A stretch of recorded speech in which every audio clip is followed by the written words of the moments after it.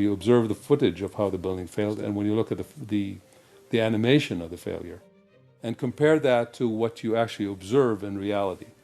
I think they disproved their own theories. It is impossible for it to fail the way they said.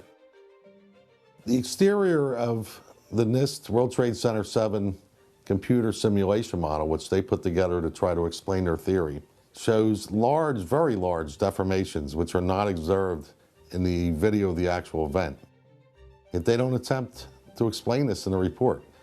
What we're seeing is what would happen in a natural collapse, and what we see on the real video is not a natural collapse.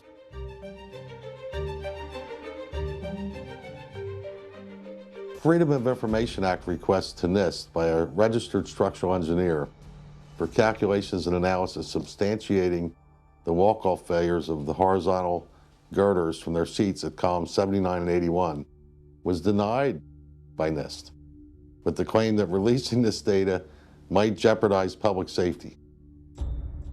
How could it possibly jeopardize public safety to tell people in the industry, engineers who were responsible for designing these buildings, how this failure could occur? The majority of the jet fuel was burnt up instantly in the big fireball, and it was gone. The fires that were left were office furnishings and carpet and things like that. A lot of things in these kind of buildings have to be fire resistant by nature. It's required by code. So there really isn't a whole lot of fuel in there to begin with.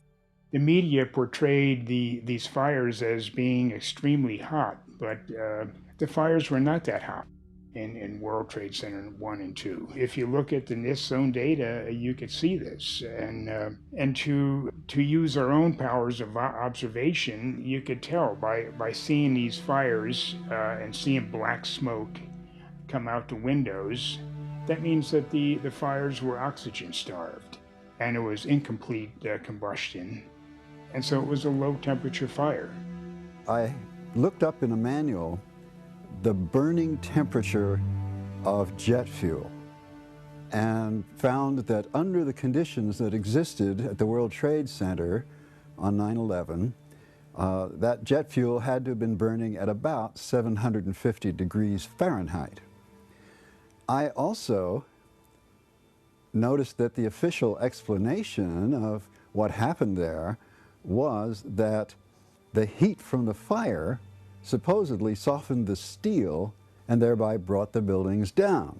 If you have a flame at 750 degrees, you can hold that flame under a steel beam forever, and you'll never reach a high enough temperature to bend steel, let alone melt it. So immediately I knew at that point that the official explanation was dead wrong.